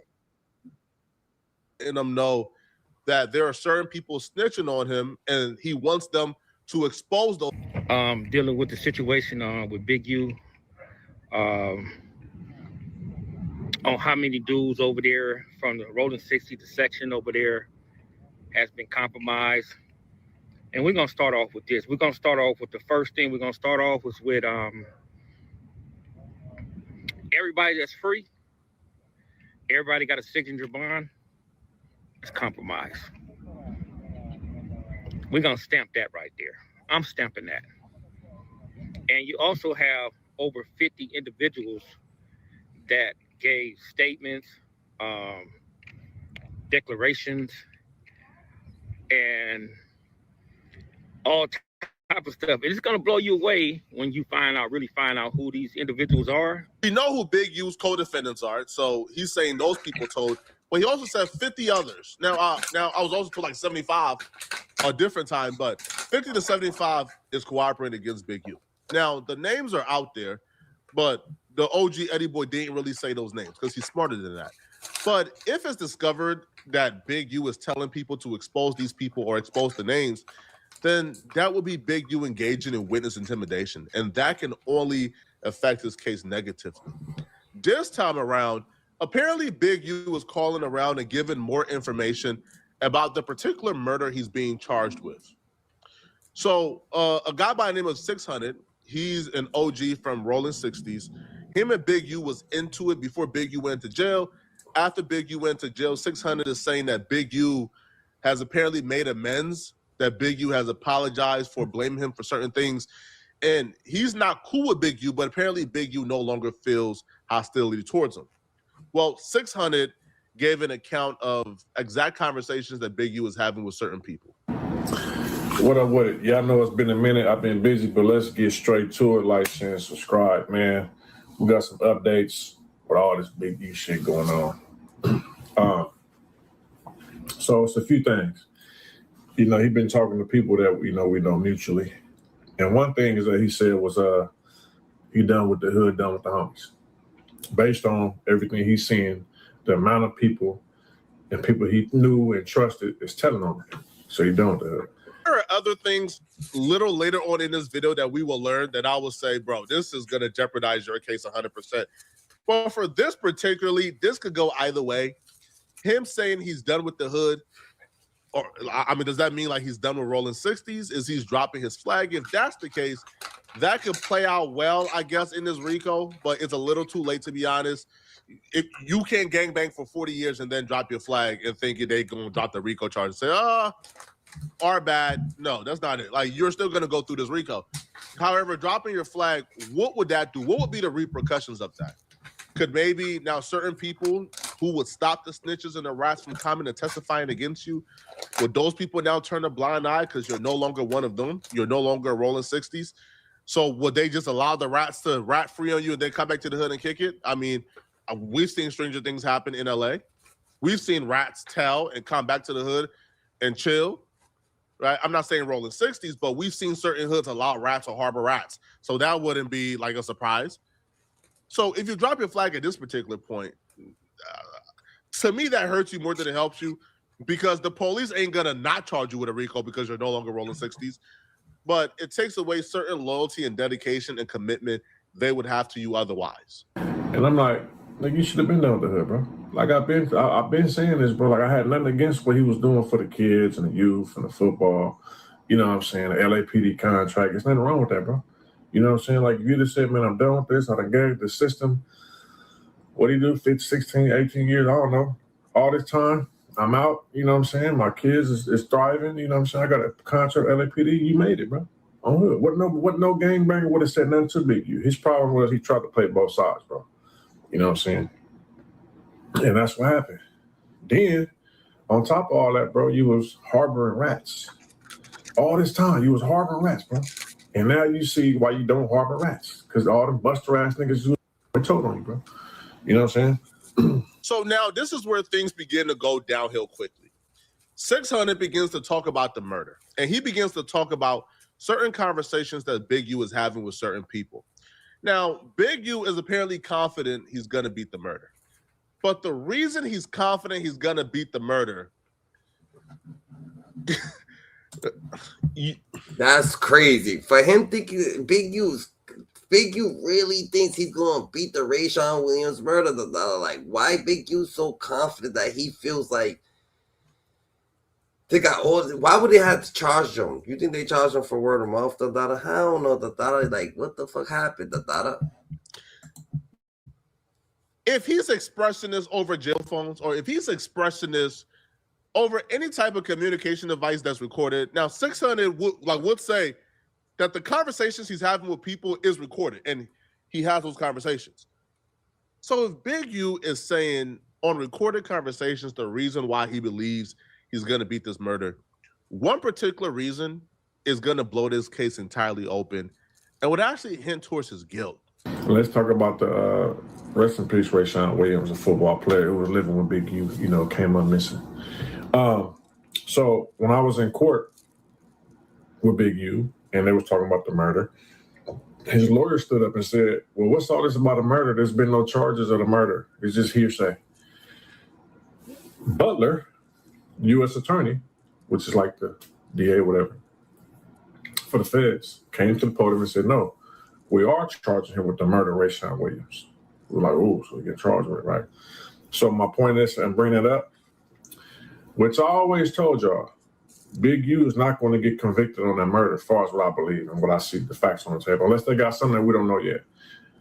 Based on what I see, as far as the motive go, what's the motive? Because he made a diss song? Where's this diss song at? Because there's been plenty of diss songs. I thought they got his DNA from his finger. I mean, from underneath the dude's fingers. Big U gonna use his name. You know what I'm saying? And he can say, reference, well, I didn't kill him. He made up this song and said my name in the song. You know what I'm saying? I mean, listen, man, okay? I wasn't there, okay? But the last time somebody dropped a diss track on Big U, I believe it was Nipsey Hussle. What did Big U do? He pulled up on Nipsey Hussle, demanded Nipsey Hussle get in his car because he wanted to take Nipsey Hussle to an undisclosed location to discipline Nipsey. We don't know what would have been the outcome of that because Nipsey Hussle brother said, you're out of your mind. My brother ain't going nowhere. My brother's a gang member. I ain't a gang member. So I'm not playing by 60s rules. And the brother pulled out a gun and started firing shots. And that eventually led to the police pulling up and arresting people. So we don't know, right? The last time somebody dissed Big U, all right, Big U pulled up for violence. So I'm just saying, all right? So this, I don't know, okay? I don't think that's a good defense of Big U. But it gets worse, though. Let's just hear Big U reason for why he believes he's going to get off. Then the murder weapon. Where's the murder weapon at? No weapon. Then they can't place him at the scene of the murder. They have blank spots. They're assuming he was in this vicinity at this time when his phones are off. They couldn't ping his phones to the murder. You know what I'm saying? Can't place him at location. I think he beat the murder. So my point in bringing up this murder, RAYSHAWN Williams, Big U has said, and I got all the receipts. I won't release them yet because they're waiting on some more stuff to do. Out of his own mouth, I'm not worried about that murder. I wouldn't want to pull the trigger. It's not what you know, it's what you can prove. People turning their phone off before going on a drill is not a new phenomenon here, okay? And most murders that are committed, the police don't got you in 4K HD, high definition of you pulling the trigger and committing a murder. It usually takes an investigation and a preponderance of evidence that they gather, okay? Such as, I don't know, Big U being on the Airbnb and the last person in the vehicle with RAYSHAWN Williams as they went, all right? Now, but the kicker, though, is when he just says, Big U said, on a recorded phone call, by the way, because 600 is saying that he contacted people to send messages out, and he has, I think, a few of the recordings. So Big U is telling people, I'm not concerned about the murder because I didn't pull the trigger. Well, how would you know who pulled the trigger? Now, it went from, I don't know nothing about this. I don't know nothing about this murder. I was not there. I was nowhere to be found. That's what Big U initially told the police when they first came investigating, I haven't seen RAYSHAWN Williams in 6 months. I don't know what y'all are talking about. Now it went from I haven't seen him in 6 months to maybe I was there. Yeah, I could have been there, but I ain't pulled the trigger though. This is why they preach, man, to just be quiet, man. Don't say nothing about no murder. Just let it go. Just be quiet until trial. Because these are contradicting statements. So you mean to say that Big U's about to go? Big U Dandada's facing trial for a body that he didn't do, Dandada. Like he actually didn't do. He probably beat up the dude fucking scratched him, whatever the case may be. Someone else killed the Dandada. Now he can't say shit. Here. Now you may have been there. Hey, maybe I was in the car, but I'm not the one who pulled the trigger. Well, this is kind of. Now his homie who was with him, because if you guys don't know the story, I'll explain it to you, okay? Big U told RAYSHAWN Williams to go to a studio in Las Vegas, right? Because RAYSHAWN Williams was signed to Big U Unique's music. Now, when he went to the studio in Vegas, Big U booked him an Airbnb. Big U and his homie pulled up. It's New Becca. Rhymes with Rebecca. It's New Becca. Shit hit different, Dandada. Big U Dandada. These niggas Dandada, they on RAYSHAWN Williams. Now, Big U told the police he hasn't seen RAYSHAWN Williams in 6 months. RAYSHAWN Williams is dead. But somehow the police have a transcript of the conversation that Big U had with RAYSHAWN Williams in the Airbnb. Apparently they drove there and Big U confronted RAYSHAWN Williams about not working or not dropping or not recording any music while being out here. RAYSHAWN Williams told Big U, hey, I haven't made music because I didn't have a ride to the studio. The only way we would have a transcript of that conversation that took place when Big U is denying being there and RAYSHAWN Williams is dead is if the friend is telling the police the conversation that took place between RAYSHAWN Williams and Big U, which already tells us the friend is cooperating. If somebody is already cooperating or telling the police something, okay, then Big U was saying, I may have been there, but it was 2 of us there. It was me and my homie. I ain't pulled a trigger. That now incentivized the friend to now cooperate, take the stand, and do whatever he can do to make sure this murder ain't pinned on him. That's not wise at all. But the police believes that when they got to the studio, when Big U took him to the studio to make sure that he records music, one of the songs that the artist recorded was played. And in this song, Big U took it as a diss. And Big U got irate. And according to eyewitnesses, a huge argument and a blow-up took place at the studio. And they left after that huge argument took place. And that was the last time they seen RAYSHAWN Williams. But apparently RAYSHAWN Williams and Big U hopped in the car. They drove back to the Airbnb. RAYSHAWN Williams went into the Airbnb, grabbed all of his stuff, went back into the car with Big U. The phone got turned off at that point. They drove away. RAYSHAWN Williams was killed, left on the side of the road. Big U came back to the studio in cold sweats. Big U is... Nigga, where's RAYSHAWN Williams' belongings, though? Where's all RAYSHAWN Williams' belongings? Where's all RAYSHAWN Williams shit, the data fact? When they found RAYSHAWN Williams, did they find his shit there, the data? Like, where's his shit at, the data? But Big U, the data, they saying Big U lost a son, the data. And while he was in jail, the data, he happened to lose his son or whatever the case may be, GG. And we're going to get into that, too. Just got murdered. Rumors said that Big U got his son killed. And today we're breaking down the whole crazy story. On Halloween night, 2025, Big U's son, Jabari, a.k.a. Baby Yui, was found bleeding out at the intersection of 69th and Fig in South L.A. Baby Yui had stopped at a smoke shop in the area, but he got killed when he walked up to someone's whip. Nobody knows who pulled the trigger yet, but it looks like Baby Yui knew the dude who killed him because witnesses told the cops that Baby Yui walked up to the shooter's whip, and that's when he got hit up. Baby Yui was around murder since he was a little kid. He was born in 91. In that same year, his dad, Big U, got sent to prison for 13 years. Big U repped the ROLLIN 60s Crips and tried to steal over 30 pounds of cocaine from an undercover cop. So Baby Yui ended up spending a lot of time with his Uncle Dwayne while his dad, Big U, was in prison. Uncle Dwayne had ties to a lot of rappers on the West Coast. and that's allegedly what got him brutally killed when Baby Yui was 7 years old. Dwayne was standing outside a recording studio while Snoop Dogg's homie Corrupt was in the booth. Then out of nowhere, a car rolled up and started letting off shots, and Dwayne was found dead at the scene. Yui played football and stayed in school, but he was getting active in the streets too and never had the chance to go pro. Yui rapped when he was going to school at Crenshaw and called himself J Bars, but back then he was never taking it seriously. Then when he got locked up, Yui spent a lot of time writing songs, and when he came home, he hopped in a booth and started going by the name Yui Popcorn. Yui was working with huge artists like Sean Kingston and Chris Brown, but Yui's music never really popped off, and he was always in the streets. Big Yui had been locked up for 13 years, spent most of the time stabbing dudes and throwing hands. And one time he got a song with fucking Chris Brown, and didn't, Chris Brown? That shit's different. he punched the dude so hard, he knocked his eyeball out of the socket.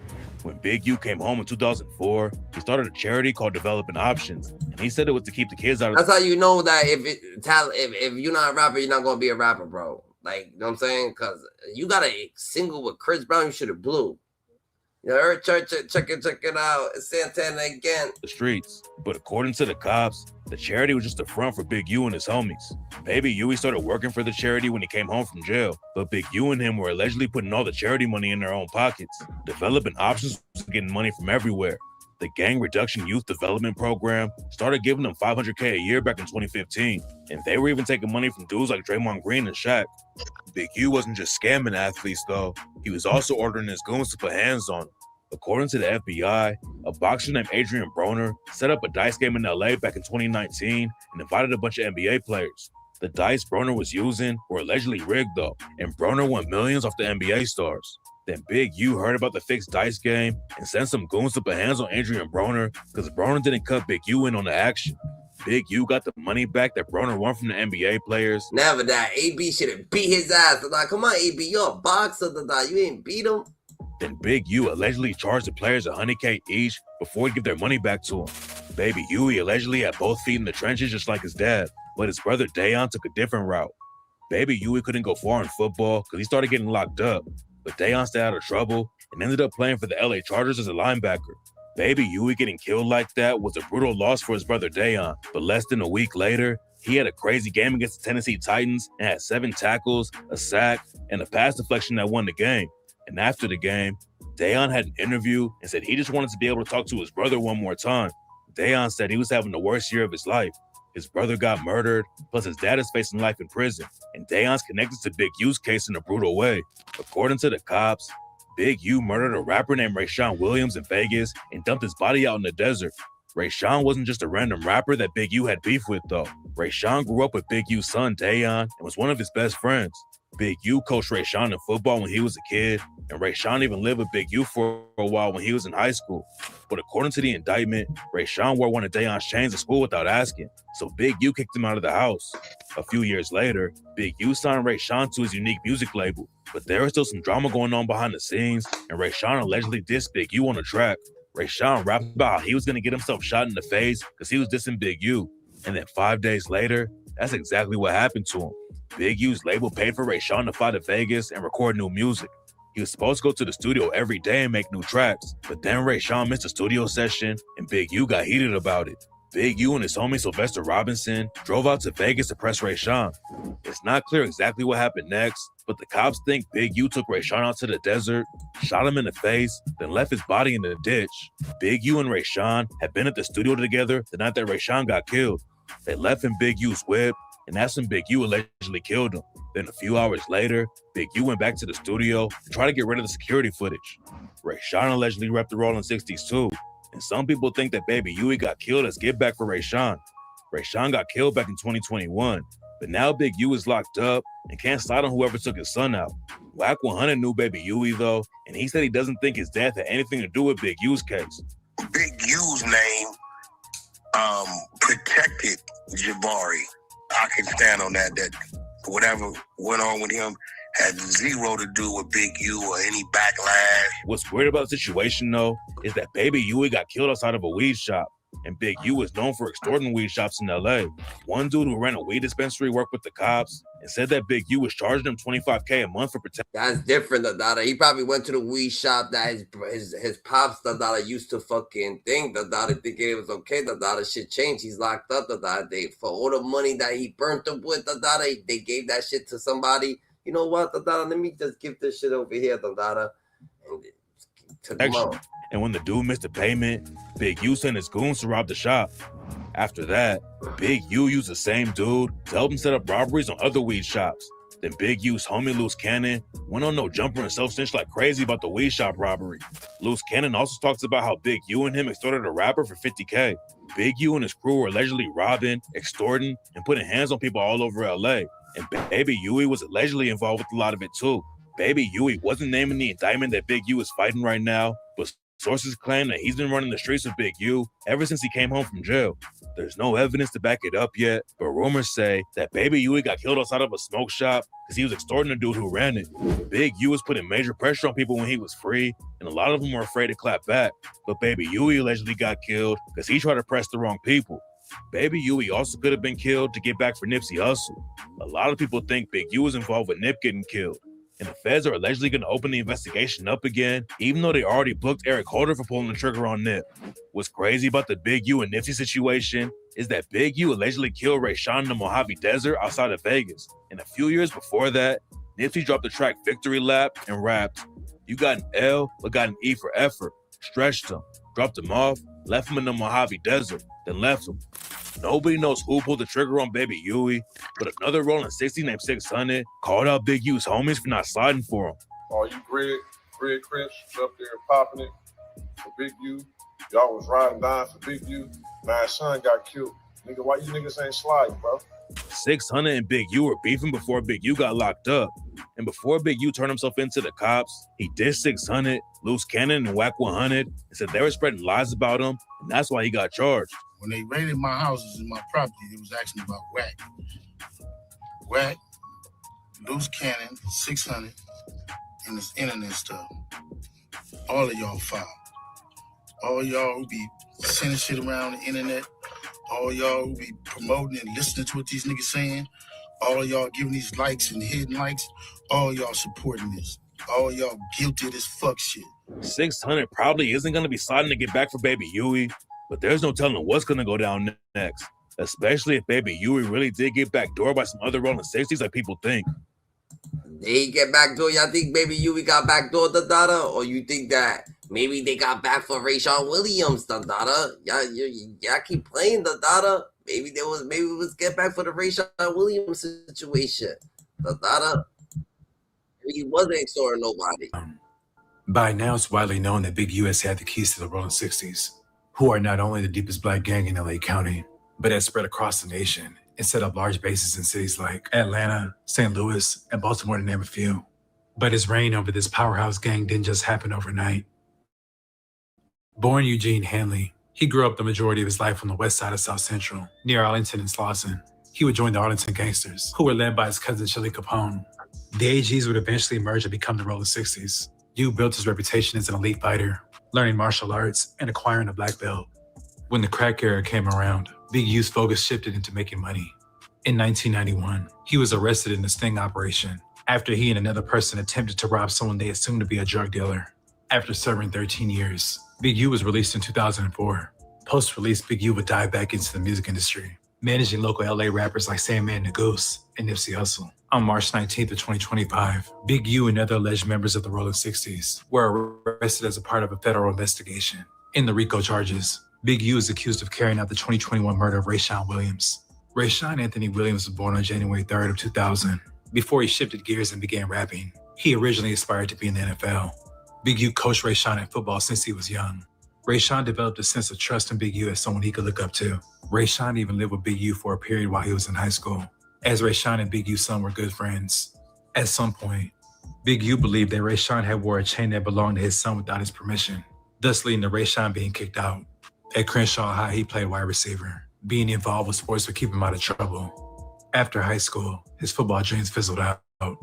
he began to fully focus. Damn, he was living with him. He couldn't use the chain. That's his artist, the daughter. He got get out, the daughter. You're my artist, the daughter. Nah, you can't be using my chain, the daughter. You heard none of that shit, the daughter. That's crazy. You want on rapping as he saw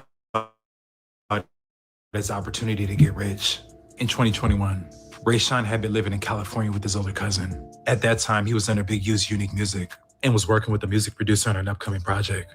Through Unique Music, Big U booked RAYSHAWN's Airbnb and travel accommodations and arranged a trip for RAYSHAWN to record in Las Vegas. RAYSHAWN was supposed to make 1 song per day while he was in Vegas, but he slacked off after he touched down in the city. On January 19th, he didn't show up to the studio for a second time. He told a Big U associate he would double up on the next day. The following day, on January 20th, RAYSHAWN recorded an unreleased diss song that North Las Vegas police later obtained.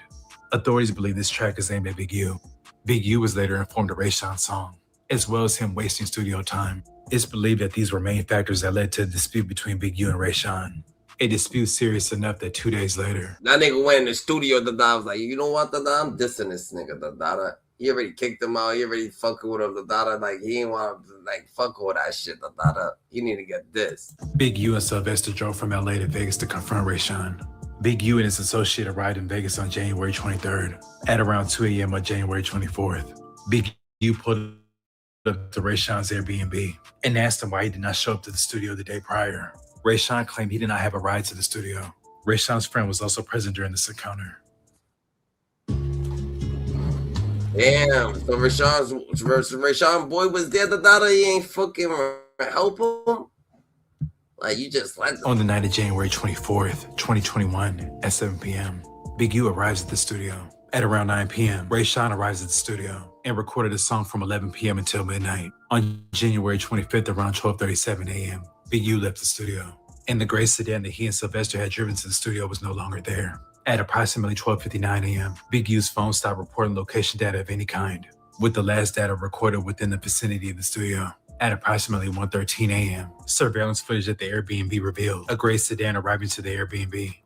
A few minutes later, RAYSHAWN exited the Airbnb with a suitcase, put the suitcase in the trunk, and got in the gray sedan which departed. The Airbnb was still rented for another day, and RAYSHAWN's flight wasn't scheduled to leave until the next day.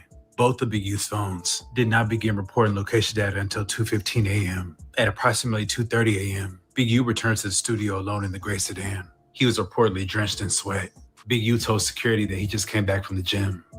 RAYSHAWN's body was found hours later at approximately 9 a.m. RAYSHAWN had been shot multiple times, and his body had been dragged and left in a ditch not far from Interstate 15. Big U's phone location data showed that he departed Vegas to return to LA at approximately 10 a.m. At the crime scene, DNA was collected from RAYSHAWN's ankle area. The DNA profile obtained was not complete. An analysis of Big U's DNA profile was inconclusive, such that he could not be excluded as the contributor of the DNA. A couple days after the homicide, Big U arranges for recording equipment to be removed from the studio, including destruction of surveillance video data that would have shown RAYSHAWN and Big U at the studio shortly before the murder. Big U had the security take a walk prior to the removal of the equipment. Investigators believe that the footage from the DVR system would have shown an altercation between Big U and RAYSHAWN the night of the 24th.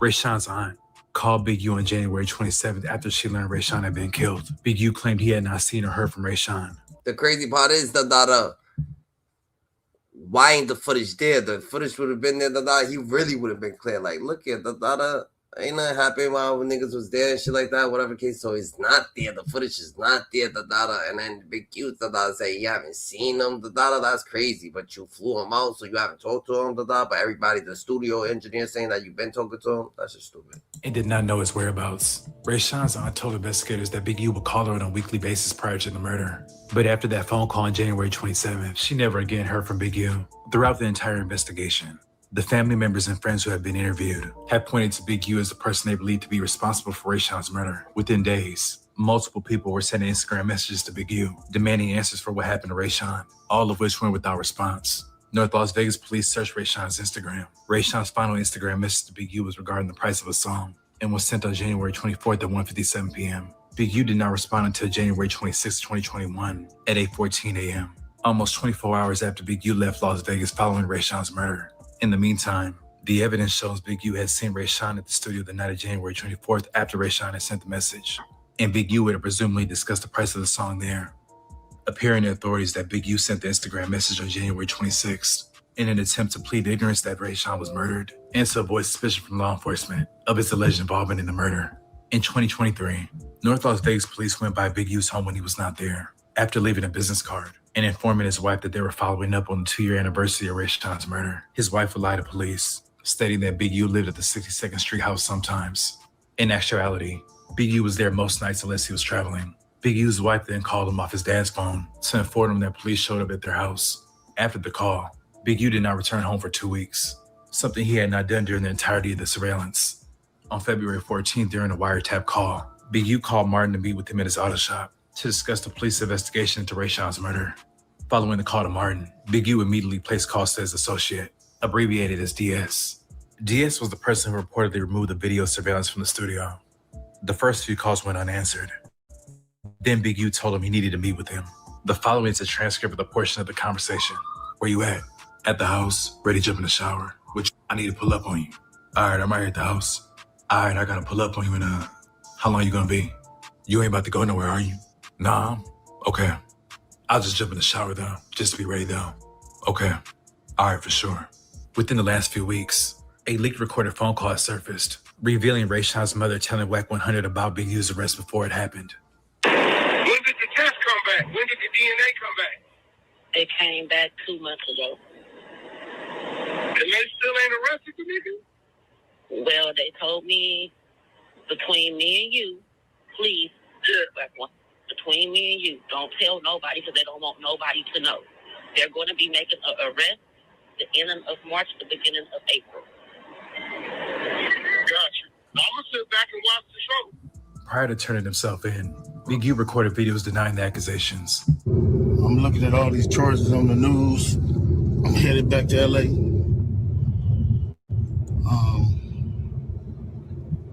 And then I'm looking at the people they arrested. How you gonna go arrest people that I don't even talk to? That's a built-in liar right there. You know what I mean? So is that how they gonna work the case? So if you want to arrest certain dudes, and put them next to me, them is the dudes you gonna have. That's crazy. Telling them that's crazy. Not even being locked up right there looking for you. You're telling the feds how they gonna present the case, what they doing. They already doing it wrong. Why the fuck you talking so much? What's up with this thing? Call themselves turning against me. Well, ain't no turn against me. I ain't going for that. You might well go get 600 and Wack. These dudes been saying I did shit all years. So what they doing is they go on the internet and these dudes say that I did shit on the internet. Then when you say I did on the internet, they go investigate it. Now you raiding my houses, raiding my shops, raiding all this stuff. And talking about I'm committing crimes and covering up with developing option. What crimes am I committing to cover up with developing option? You know what I'm saying? I ain't committed no crimes and covered nothing up with developing option. Shit crazy. But this how they get you. They get 1 or 2 people to say something. Ain't gonna be no real evidence. Ain't gonna be no real nothing. It's gonna be a repeated thug. It's gonna be a bunch of people in jail for a bunch of different crimes that don't have nothing to do with me. They finna lump all of us up and say it's all the Rolling 60s. Watch and see. We just seen it with Thug. I'm finna experience the same thing out here. I knew it was coming. Now they on there saying all this stuff to assassinate my character.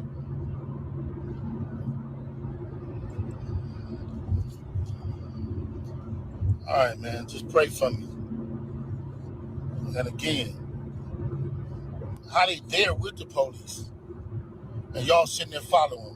Everybody that's a part of them shows, and 100 shows, and all them shows, and y'all need to, everybody who following them, promoting them, anything. Y'all wrong. Y'all ain't black.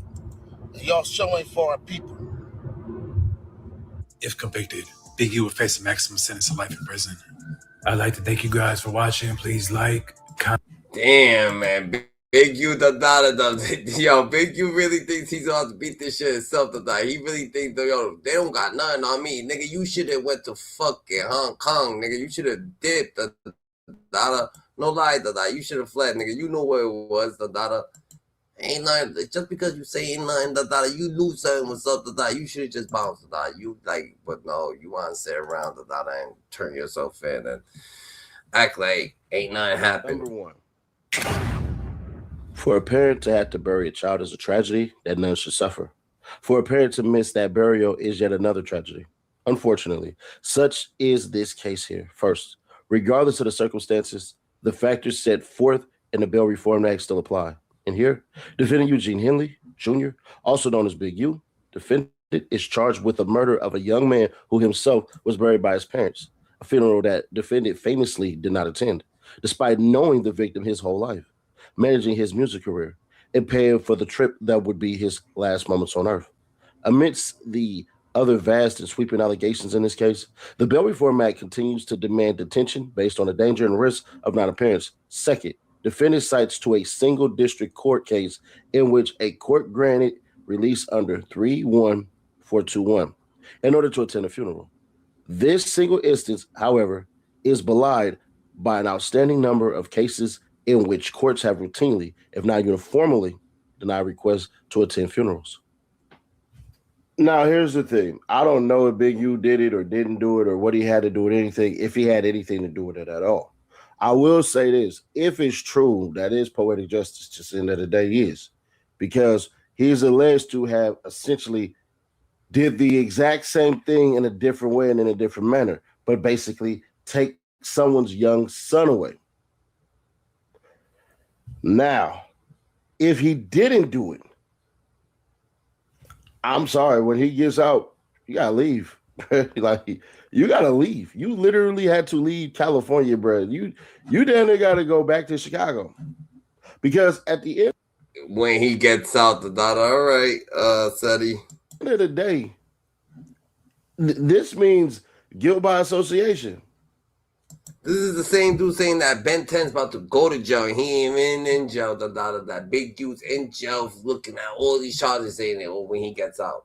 That's what this means. This means because of who your name is, no matter what you do, no matter anything, your butt finna sit up here and get thrown out the way. It just is what it is. Some of y'all screaming, oh, this is justice for Nipsey and all this stuff. Let me ask y'all this one simple question. Do you think that if Big U had anything to do with Nipsey Hussle's death, it wouldn't be in the FBI documents at all? They would rely on a case where they couldn't track him for a couple of hours or whatever the hell, and they didn't bring the case up in Nevada? The feds put Nipsey Hussle name in a document so he could think about Nipsey Hussle, Dandada. You don't think that, Dandada? He's thinking about it. Stop trying to fucking, you know what I'm saying, be scary, Dandada. Like, be honest, Dandada. What do you think the feds put the thing? Because they're like, yo, think about this, Dandada. Yeah, we know. That he could possibly win? I'm just saying, I'm going to use a little logic where people don't want to. But here's the worst thing about all of this shit. I wonder, as Big U sit there, if he go, bro, I wish I never joined any of this shit. Like, any of it. From the streets to the area to your known to all the good you done to all the bad you done. I wonder if he sits here and he goes, damn, bro, I should have never stepped foot in any of this shit. I should have left it alone.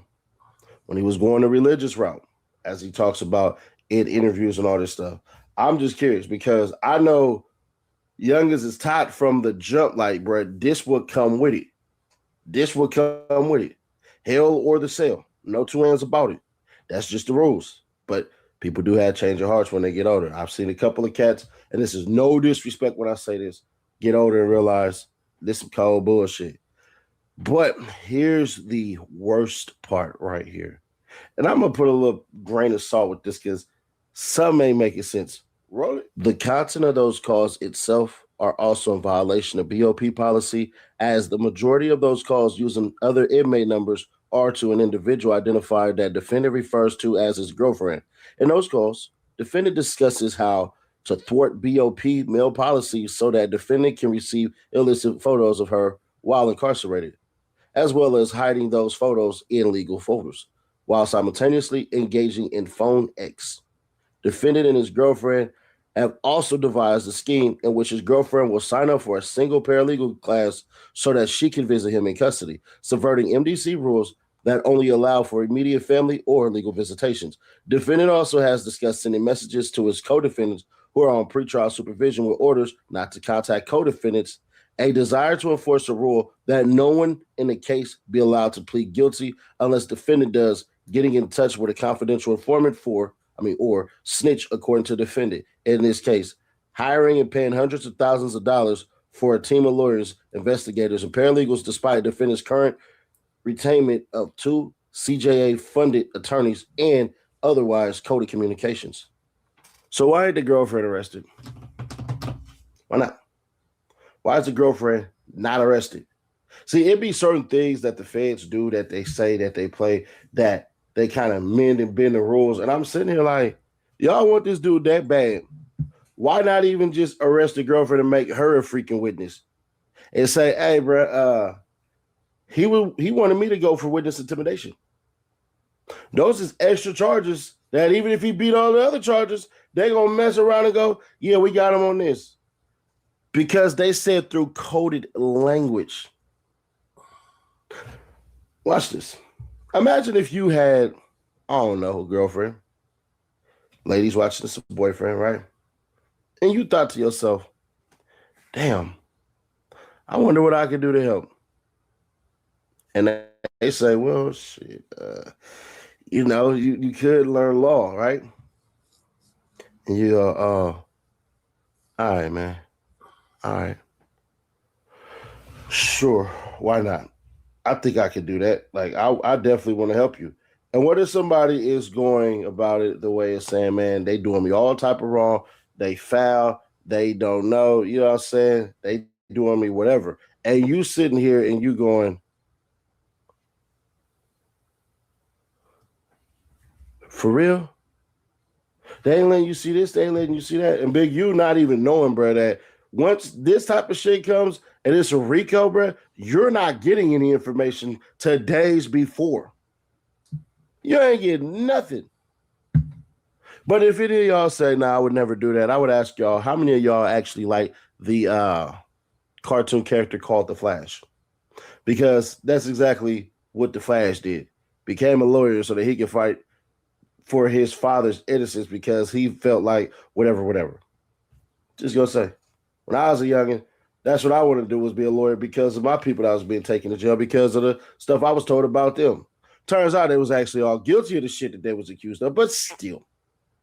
Over sentencing and all of these rules and bullshit and all that. California, one of the worst places to go to jail in, for sure. They've gotten better to rectify a lot of stuff, but in the 90s and the 2000s and the 80s, bro, hell nah. You did not want to go to jail in California because you damn sure was guaranteed to take your black ass to goddamn jail.